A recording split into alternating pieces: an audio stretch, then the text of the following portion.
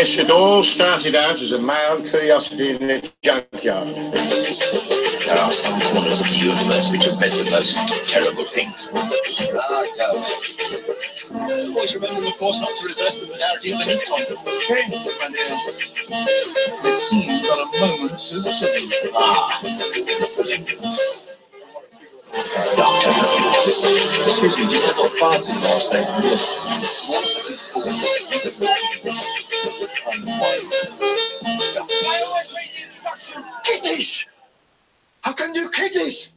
You like a jelly baby? Shut up! Shut up! Welcome to episode 242 of Doctor Who Time and Space, our weekly Doctor Who podcast starring me, Lewis Moon. And me, Dr. Cool. Now, there's a couple of things I'd like to just say from the off. Yeah. One is I listed this episode on YouTube.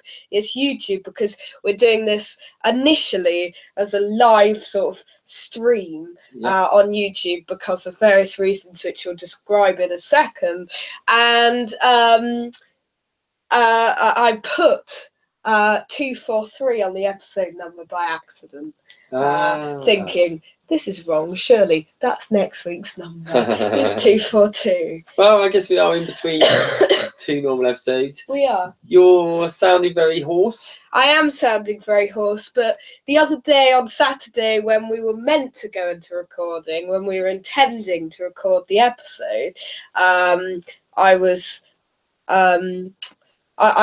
unable to record the episode because of, some difficulties and some illnesses. You were very poorly, weren't you? I was very poorly, and that made sure that I couldn't literally record the podcast because I was so ill. Yeah. So we're here on this Wednesday.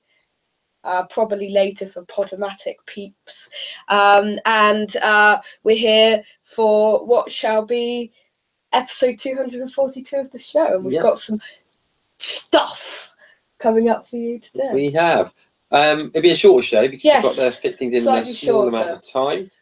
So we'll kick off a little bit with what's on this week's show. So this week we're going to be discussing 5 things, or roughly 5 things, we want from the maybe a Too Good Too Bad of what we want Christmas special twice upon a time, which is when we're recording less than a week away. Ooh, so that's fantastic. Would you like a jelly baby? I would like a jelly baby.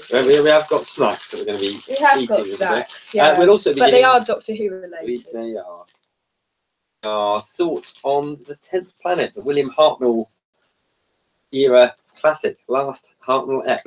We should also be looking at the latest news and views. But all we've been in this time.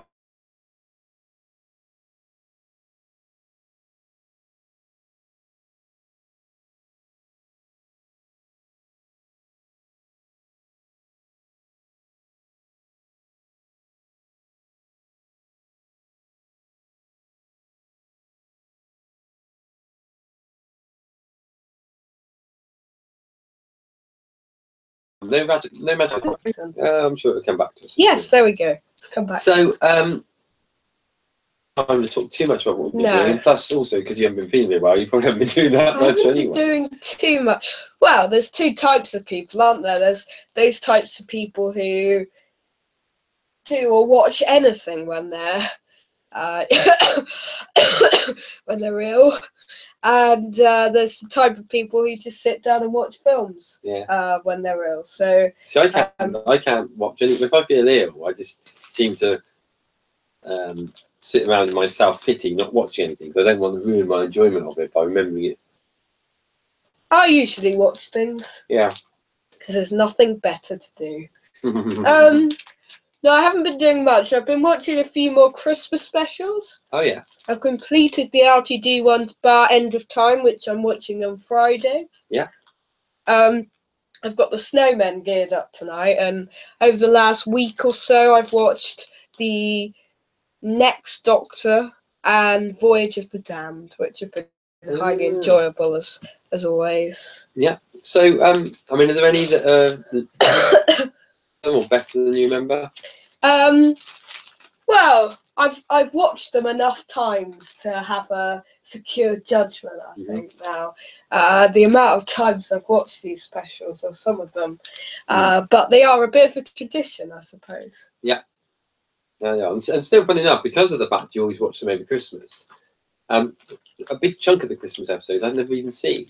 Haven't you? And I've only really seen from, and that's just one that we did watch through the randomizer. The only ones I've really seen have been the Matt Smith era ones, starting with the Doctor the Widow and the Wardrobe. Yeah, and you've seen the Peter Capaldi ones, obviously, because we've watched them via the show. Yeah, I've watched them all from the Doctor the Widow and the Wardrobe onwards. I've seen them all. Yeah. And you've seen the Christmas Invasion. Yeah. And the next Doctor because of the randomizer. That's right. So, do we need to kick on with the news? We do, yes. All right, I better find some news for you then, haven't I? Better find some news. It's all different today, isn't it? Because we haven't got our usual multi going on. So Should I do it, Dr. Cool? I will just get it on. What's yeah, you do it. Yes, I shall do it. So, as I said, we're just under a week away till the Doctor Who Christmas special, Twice Upon a Time, and we were getting highly excited. Some more news today. I'm just going to check out what news. Now, I like to read, just in case we don't have any news next week, read all of the news that we've got pre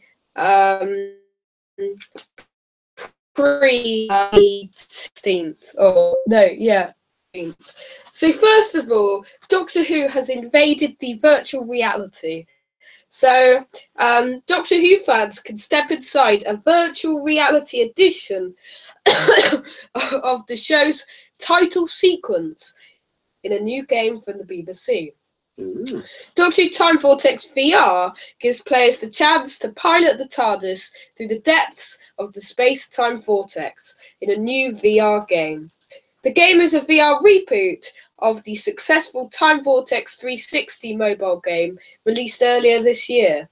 As they speed through time, players will tackle hazards and obstacles emerging from the future ahead of them, and will need to quickly react by physically turning around to evade threats from the past. Through the game, they are transported into different time zones from past eras, from the current vortex to reimagined designs from the 1960s and 1980s. The game is available to play using cardboard headsets, Google Daydream, Samsung Gear VR, and HTC Vive via your web browser.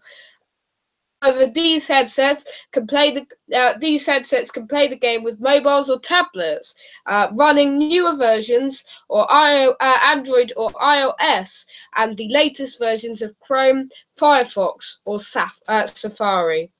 I can't get my head around all this VR stuff. I know, it's amazing. It makes me realise I am slowly getting out of touch with technology. The thing is, though, it's weird because one day there'll be something which knocks me out, and Yeah. even this is quite stunning. And What I'd like to ask you is, there's been a number of Doctor Who related games come out over the years. Yeah. What would be your ideal game? I'd love a sort of, what's that Star Wars game called, where you can explore the worlds of Star Wars? Yeah, I know the one you mean. I can't remember what it's called now. Battle for the something. I'd love a game like that where you could explore the worlds of Doctor Who, go inside the TARDIS, and pilot it to the worlds that you see in Doctor Who. Yeah.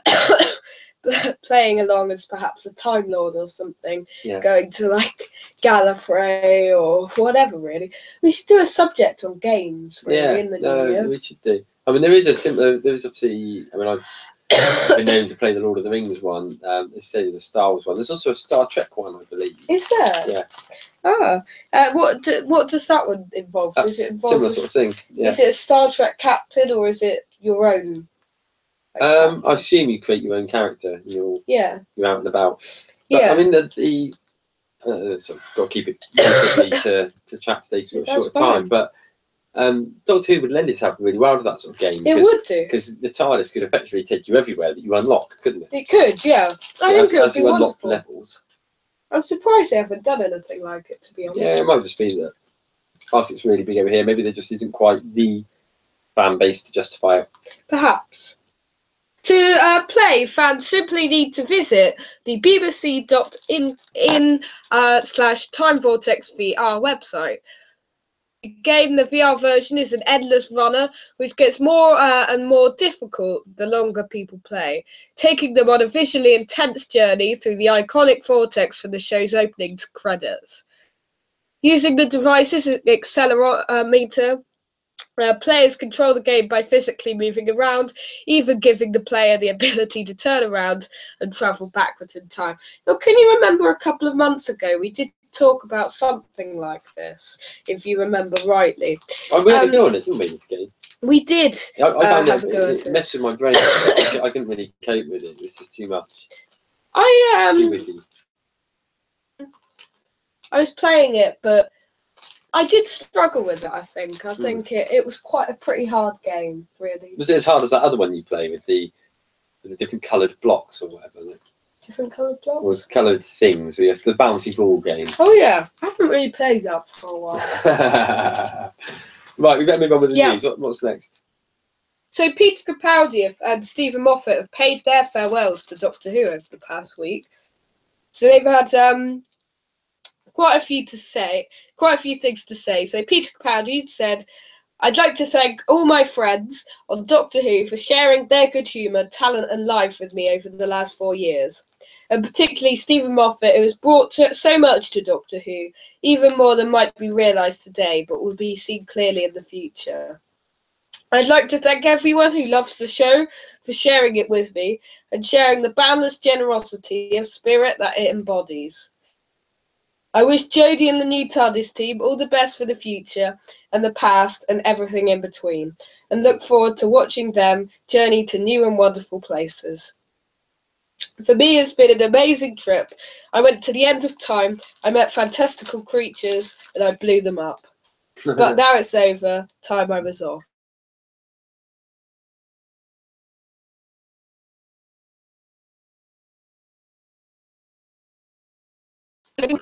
Well, after we've done all the sort of admin for the new year, you know, best bits and all that. Also,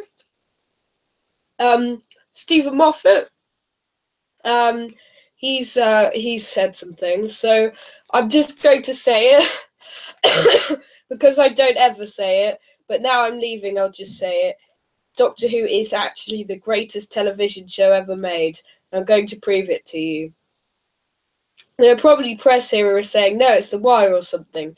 No, it's not. It's not The Wire. It's not I, Claudius. It's not The Office. It's not even Blue Planet. It is Doctor Who. And I'm going to prove to whoever is doubting me the hardest that they're wrong to doubt me. Do you measure it by ratings? Do you measure it by reviews? Christ, no, of course you don't. Do you measure it by perfection? Is Doctor Who perfect every week? No, it's not. It really isn't. It can't be, because every episode of Doctor Who is an experiment. And if you experiment every single week, sometimes you get a face full of soot and you're blinking the smoke away and you look a bit ridiculous, like Sleep No More. That happens. Perfection is the refinement of boredom. It's doing the same thing all the time perfectly. Always being different can never be perfect. So how do we measure its greatness? Oh no, it's gone. Yeah, bit of an error. Go on then. How do we measure its greatness, Stephen? That is the question. You can. There are people who become writers of Doctor Who. Loads of them, because of Doctor Who even. There are writers who become artists because of Doctor Who. There are people who have become actors because of Doctor Who, and 2 of them have played the Doctor. There are people, believe it or not, who have become scientists because of Doctor Who, and that seems improbable given that we said the moon was an egg. You'd think they'd have a problem with it. Well, they did. People became scientists. People changed their view of the world and what they're capable of because of a silly show about a man who travels in time and space in a police box. So never mind the reviews, never mind the ratings, never mind any of that. Countless scientists, the musicians, the scholars, the writers, the directors, the actors who became what they are because of this show count, as you might say, that beat a little faster because of Doctor Who. I do not even know what is in second place, but without doubt, and by that most important measure, Doctor Who is the greatest television show ever made. Yeah. So those are Stephen Moffat and Peter Capaldi's tributes to Doctor Who. Have you got any thoughts on that? Doctor Who is the best show ever in the world, said Doctor Who writer Stephen Moffat. And the first, I know where he's coming from. I mean, he's not talking about generally about the show. The first reviews for I'll have one in a second. Yeah. The first reviews the first reviews for Twice Upon a Time are quite good, actually. Are they? Yes. Ah. So a new issue of Dawn, which I've got quite close to me, includes a free 13th Doctor poster and 12th Doctor wall chart with a revealing preview of the Christmas special Twice Upon a Time. I don't know whether I've got the poster here. It doesn't really matter because they can't see it on the podcast. Yes, I've got it for Cool to see. Oh, right. And it has got a picture of Jodie Whittaker's costume on it. Oh, so I might unravel that whilst you're talking. And it's got loads of quotes and stuff. So it's the big Christmas special, and Paul McKee is talking to Dawn about saying goodbye to companion Bill Potts. There's also an interview with Mark Gatiss, who plays the captain of the 2017 Christmas special, and it confirms that he is departing the show. Who's departing? Mark Gatiss. Oh, really? Doctor Who's outgoing showrunner Stephen Moffat previews his final story, Twice Upon a Time. Actor Earl Cameron, 100 years old this year, who was the star of he was the star of our randomizer story this week. Not even randomizer story, The 10th Planet. Recalls playing astronaut Glyn Williams in the 1966 story, The 10th Planet. The legendary Doctor Who producer Philip Hinchcliffe explains how the series' feature-length omnibus repeats were created in the 1970s.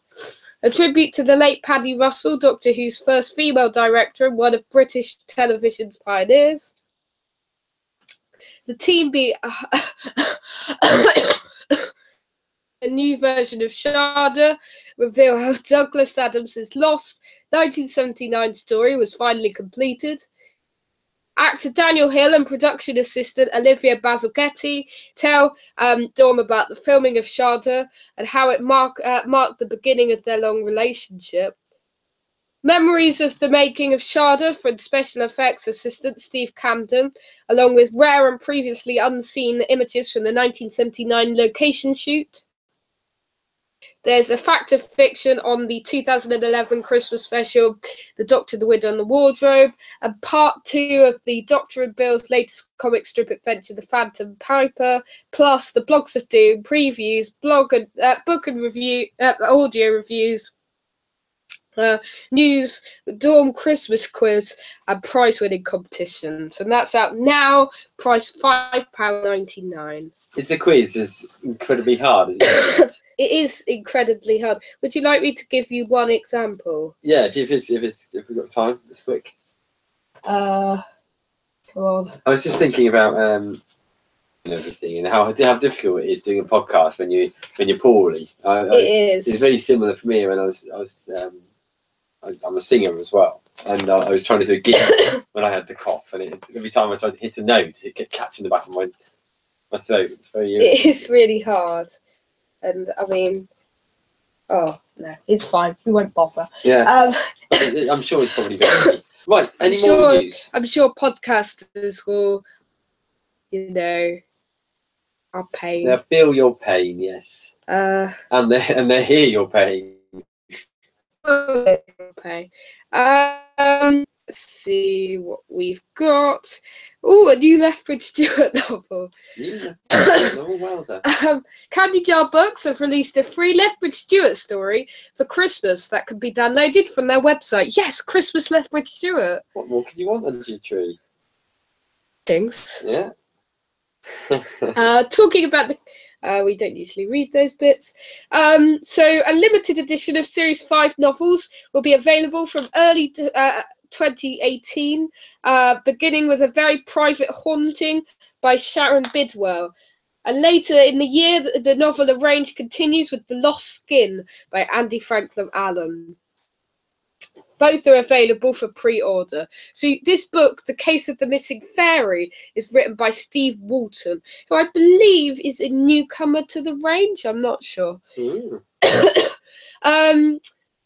Candy Jar Books recently announced that for the foreseeable future there will be no new editions of the Havoc Files. Oh no, so you won't be able to collect the Lethbridge Stewart novels via the sections, the sort of book collections that they've been releasing, the Havoc Files. Oh no. Editor Andy Franklin Allen has issued this statement for those who submitted story ideas through this year's open submission window. There are several logistic and legal reasons behind our decision. However, please note we are not cancelling the range, just resting it for the foreseeable future. Submitted a story idea to us, please be aware that there are two options open to you. You can either retain your idea and repurpose it for further use, or us to hold it onto it and look at it again when we do another Havoc Files release. God, I didn't bother writing. I know, it would have been a big time. Candy Jar currently has a Christmas sale covering many of its varied titles, including several Lethbridge Stewart titles. So is that Lethbridge Stewart on a break? Sounds like it, yeah. I know. Oh. Unless it's just a certain range of them, maybe.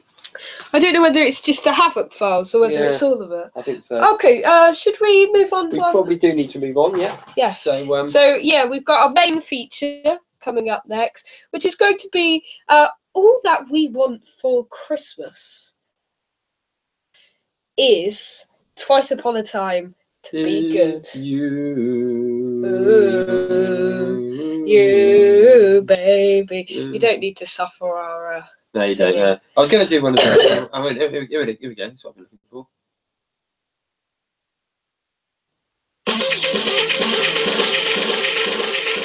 There we go. Everything's gone to pop today. You, baby. Right. Okay, main item. Who? We didn't do that.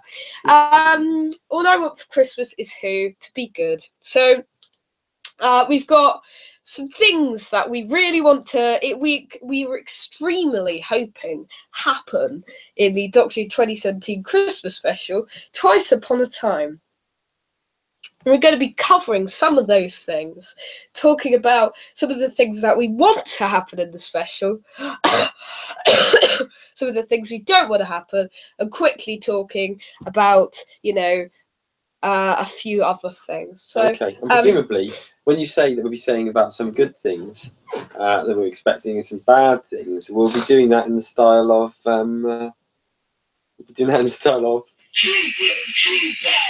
Too bad. Only joke.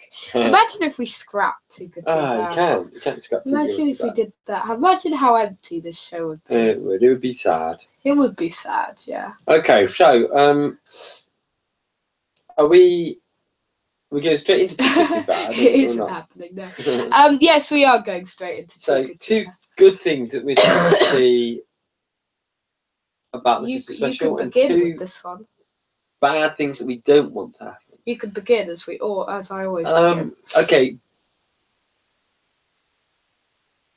I'm going to go for. I want to see some really strong character play. Yeah. Between Bradley's First Doctor and Capaldi's 12. Yes. I want to see. Somebody was saying about how they hope that the First Doctor is played like the First Doctor, and that the dialogue is like it, and I want that as well. I want it to feel that it's William Hartnell, albeit Hartnell played by David Bradley. Yes, I was going to do that. Was you?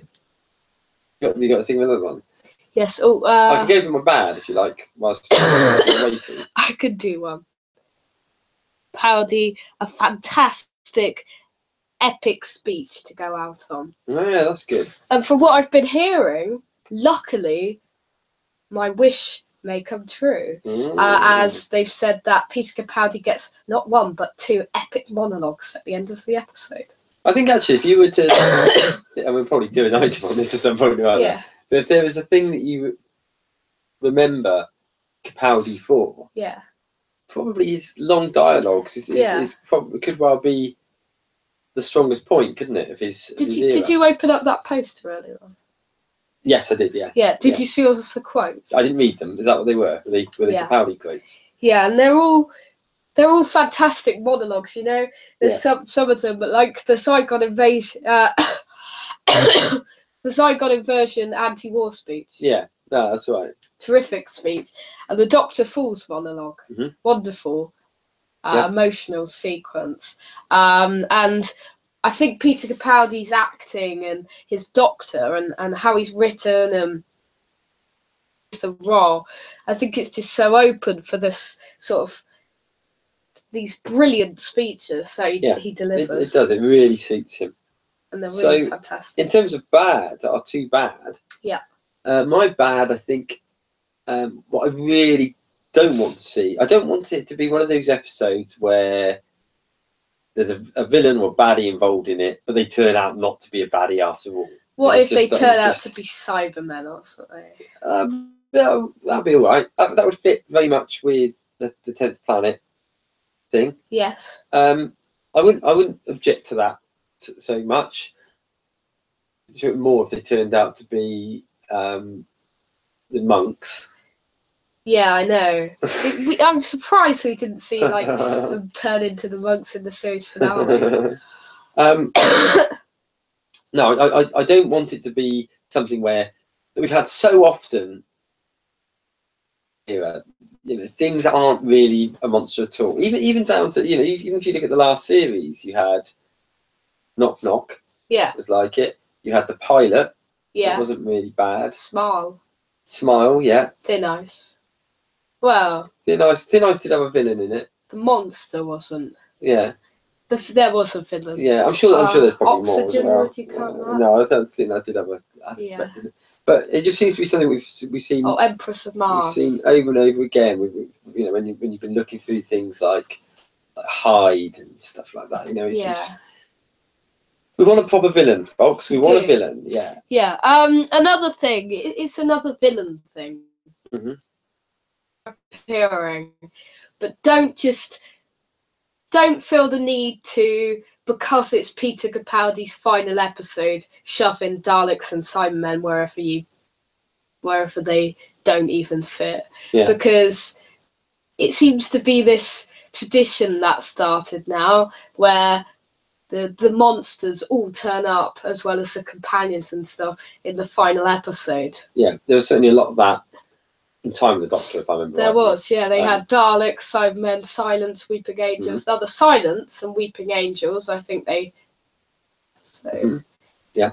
Daleks and Cybermen, not so much. No, not really. The wooden Cybermen, we had a new sort of design that's right. For the the metal foes. But I think... if you just shove if we've got the Mondasian Cybermen, I'll be happy with that. Or if we just get normal Cybermen elsewhere in the episode, that'd be a bit annoying, unless we see Nada. I don't really feel that. I know that obviously the Dalek's going to be in it, even if it's just a cameo. They've confirmed that they're going to be in it somewhere. Yeah, to be honest, I'd rather they weren't. I think it'd be good to get the Cybermen in just because it's the 10th Planet link. But from what I was seeing not interested. What I was seeing from is that in one of the photo shoots, I'm not sure where it was for, whether it's for the Radio Times or some. It wasn't for the Radio Times, I don't think, because I didn't view it in there. There was a picture of a Dalek wrapped up in chains, and it said that perhaps this is Rusty, because it looked like it was the same chains that we saw in Rusty the Dalek from Into the Dalek. What would you think about Rusty the Dalek coming back? If the Dalek's got to be in it, and I just want it to really... Yeah. Which character? Oh, yeah. Do you think we'll use it as an opportunity to wrap up a lot of loose ends? I think so, because with Time of the Doctor, he did tie up quite a few loose ends with his story, like with all that with the crack and stuff. Yeah. Now, believe we're watching that for next week's show. Yes, we are. And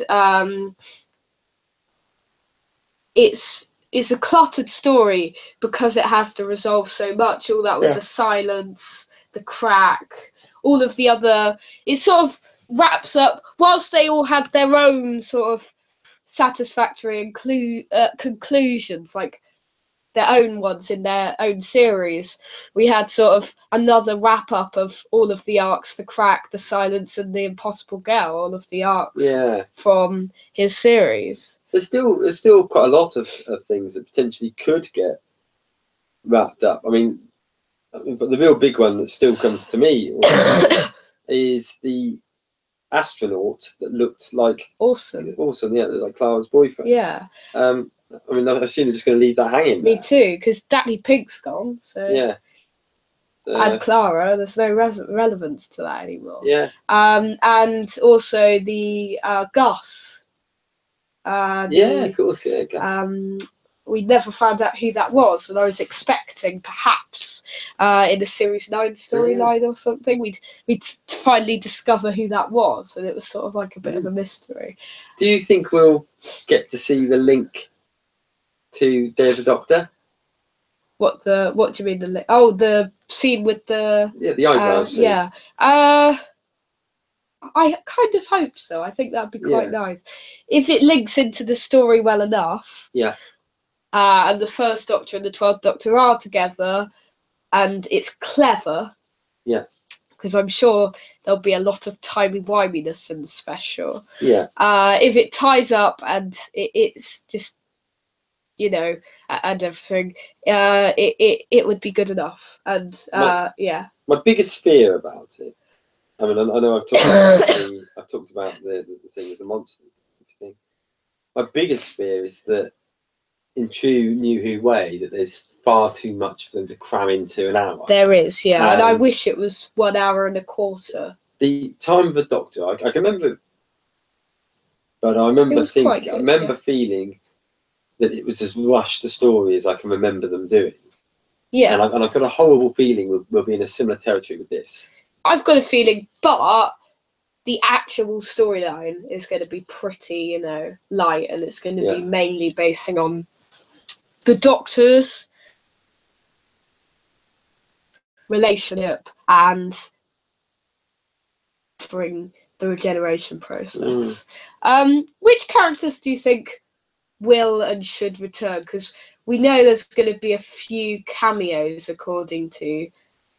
So okay, well, presumably we will be seeing Clara and we'll be seeing Bill. Yes, we'll be seeing Bill, but we don't know about Clara, to be honest. It surprised me if not. Well, she did give an interview earlier on in the year to say that, but that might have been a false herring about she was too busy on the Victoria set. Yeah, I think they will want to solve the fact that he doesn't remember who she is. Yeah, I think there will be something that happens around that. Jodie, his bloody first words would be Clara, won't they? God. Probably be, I'm a woman. No, I don't know. What about the regeneration scene? I mean, what I'm a bit annoyed, as I talked about last time, that it's going to be yet another one of those orange things bursting out of the hands type regeneration. Whereas I'd like to see something a little bit, but it's obviously not going to be that. What do you want out of the regeneration? I wanted something different. And I kind of thought when we had sort of the Doctor and his glowy regeneration at the end of the Doctor Falls and at the beginning of World Enough and Time, I thought maybe they've done this so we're going to have a different regeneration than Twice Upon a Time. Yeah. However, I sort of knew they weren't daring enough, or, it's what it's now famous for, the glowing energy. It's really annoying how it started in the Christopher Eccleston episode Parting of the Ways. I wish it never did. And plus the classic regeneration episodes when I play now. So and another thing, Bill, what are your hopes for Bill in the episode? She doesn't do very much. I liked Bill. I like Bill a lot. Yeah. I think she was the best companion we've had for a long, long time.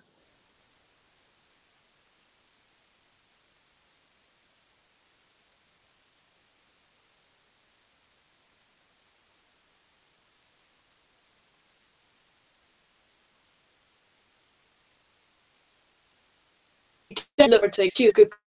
We was the 7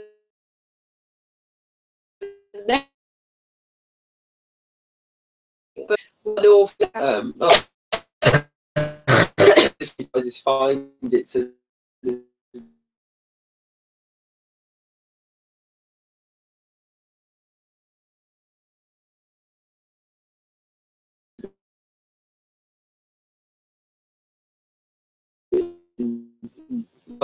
but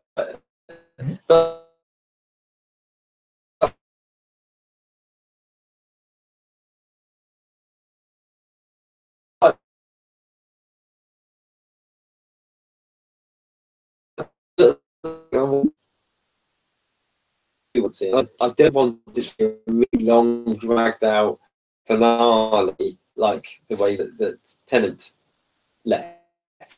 Yes. Matt Smith, you know, with Amy, that was quite nicely done. Yes. And I'd rather have that. Last question: what scenes from 10th Planet do you wish to be reacted in the episode? Because we know there will be a couple of scenes we on the trailer. So I would like them to be a scene.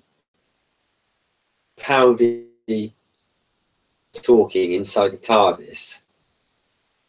Cuts to Ben and Polly hammering on the TARDIS door. that'd be quite good. Yeah. I'm not sure how Capaldi would then get out. Maybe the TARDIS is inside it or something Perhaps. Like that. And then Polly are meant to be just. Yeah. And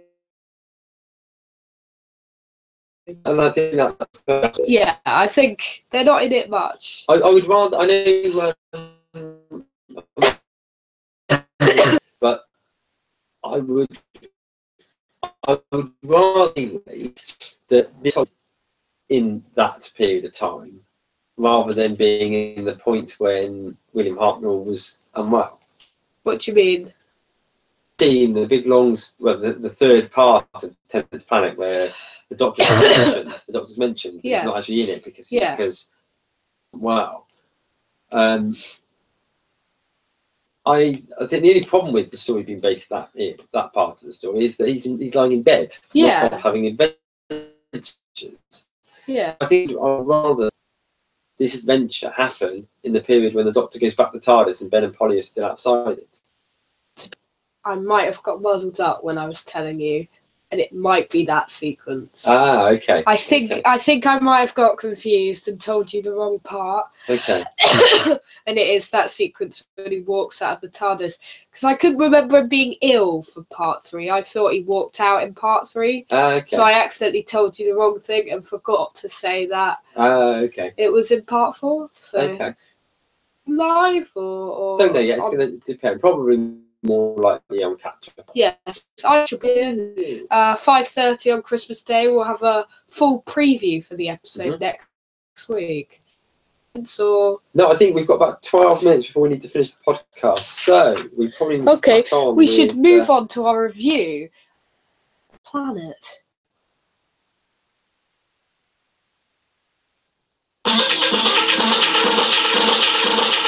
Slightly temperamental, isn't it? Yeah. I guess. Yes, slightly temperamental. So last week, the randomizer button, we pressed it and it came up with another classic Who episode for us to watch and enjoy. That didn't happen. What? We didn't press it. We didn't press the magic randomizer. We didn't press the magic randomizer button. It didn't come up with it. We fixed the randomizer this week. Highly important to watch ahead of said Christmas special Twice Upon a Time because of its significant links between the two episodes. It's William Hartnell Marvel's final story, and it's the Cybermen's first story as well. Decool is going to supply us with a little bit of a synopsis before we give our opinion on the episode. Okay, I'll keep the plot line relatively brief. So Doctor and his companions at this point, Ben and Polly, arrive at the South Pole in the TARDIS in the mid-80s. A snow base is supervising this spacecraft, sort of probe of the Earth's atmosphere. Some weird readings picked up by the spacecraft astronauts to discover that there's a new planet, a 10th planet, as you would, approaching the Earth, which we later find out to be Mondas, Earth and home to the Cybermen. The Doctor's early on that this is actually Mondas, and therefore sort of warns people that the people that will probably be visiting Earth shortly. That end of episode is the first appearance of probably the second biggest. I would say the second biggest. I'd say by far the second biggest. Nothing really comes close to the Daleks and Cybermen. The Cybermen kill the guards that are outside, and they steal their fur coats and humorously put those on in order to get back into the base. They go, they get over the base, and where they come from, that they were actually humans once, but gradually start to replace their bodies with to eliminate all forms of weakness, including emotion. Basically, the whole story is around Mondas needing to sucking the energy out. Good.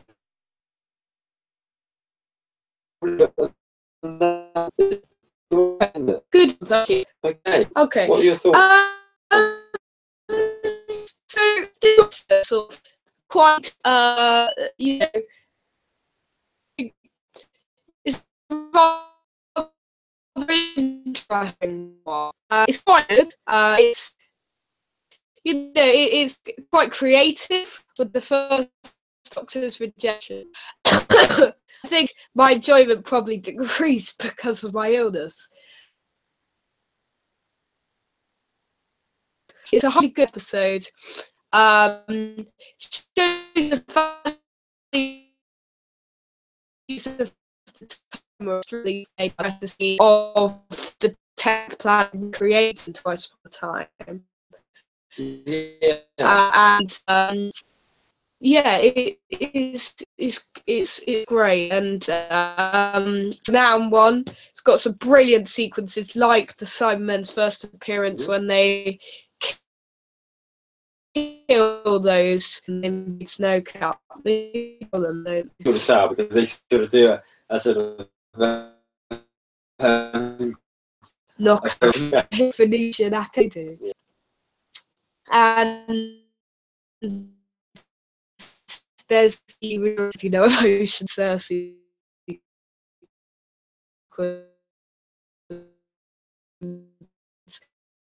Yes. It is really good.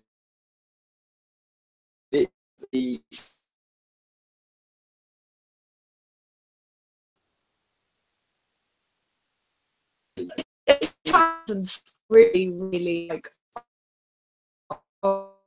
it's very old. But as the episode wears on, it grows. It actually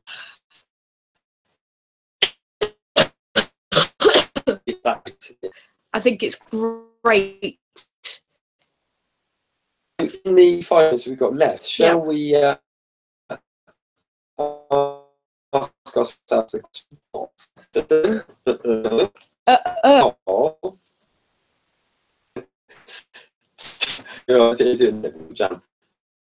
Too good, too bad. Better it when we're in too bad. Here we go. Too bad. Good bad. There we go. What is too good, too bad, my good sir? Not working. No, too good, too bad. Where we think of two things about an episode, two bad things about an episode. Peace, because some things are too good and some things are too bad. For my good, I'm going to say the Mondasian environment. Yes. Now, the Mondasian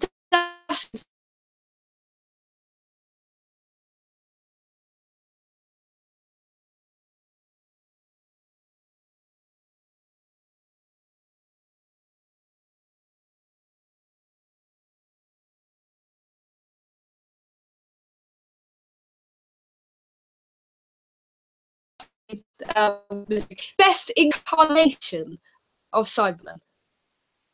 Yeah. They are brilliant incarnation. They're creepy. They're more humanoid than ever.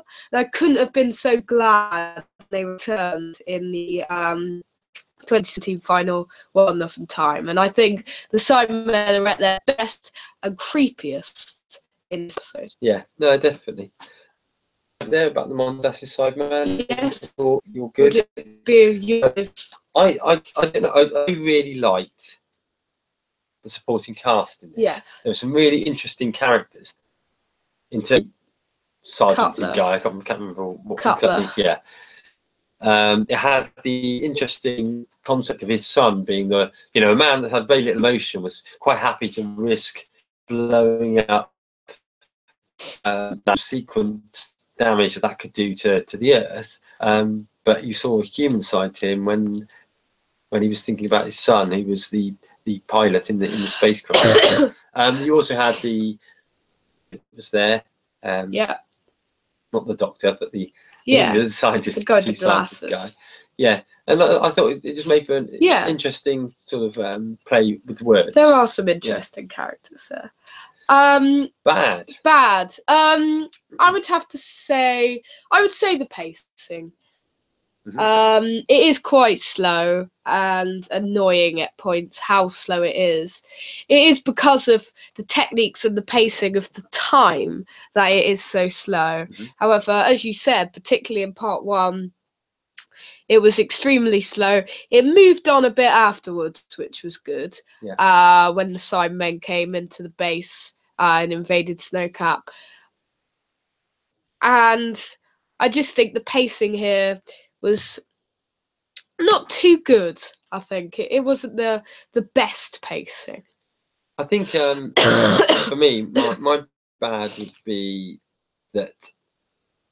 I mean, it's disappointing that obviously William Hartnell phoned in sick, didn't he, for this episode, for this part 3 filming, and they rewrote the story with Ben taking on a lot of his lines.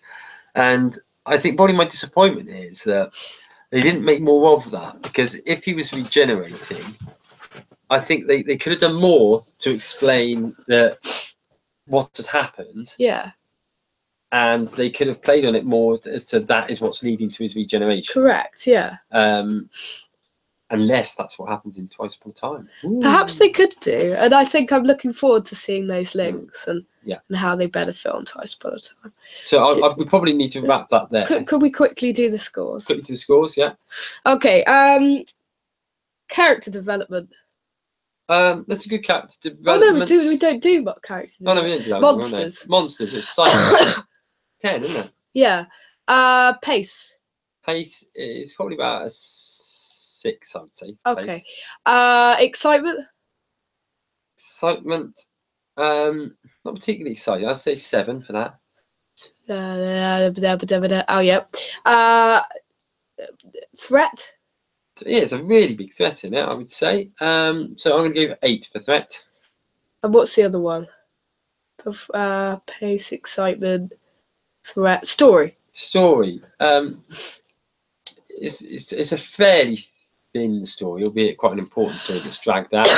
I'm going to say probably a 7. Okay, so that's 38 out of 50. And what would you give it overall? I think I'll give it something like about...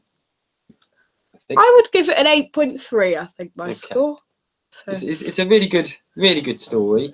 But It's of its time. I think it has dated. And it doesn't do as much justice to the Cybermen as you'd like, but it's a really solid introduction to them. It's not as good as people say it is. No, I would say.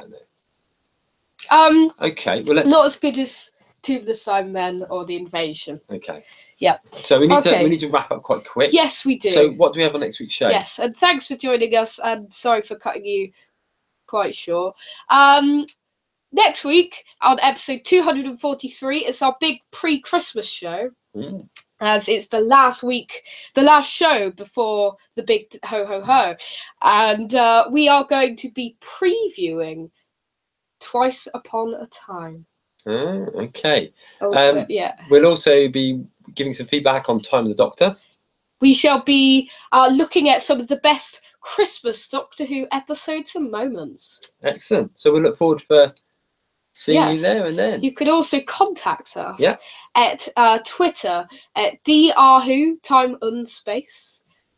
Too Good Too Bad on Twitter. Doctor Who Time and Space at Podomatic. Yeah. Doctor Who Time and Space at Podcast Alliance. Doctor Who Time and Space at iTunes. YouTube at Missless Moon. And misslessmoonadventures.weebly.com. And our website. So thank you for joining us. We will see you again next week. Same time. Same space. Goodbye.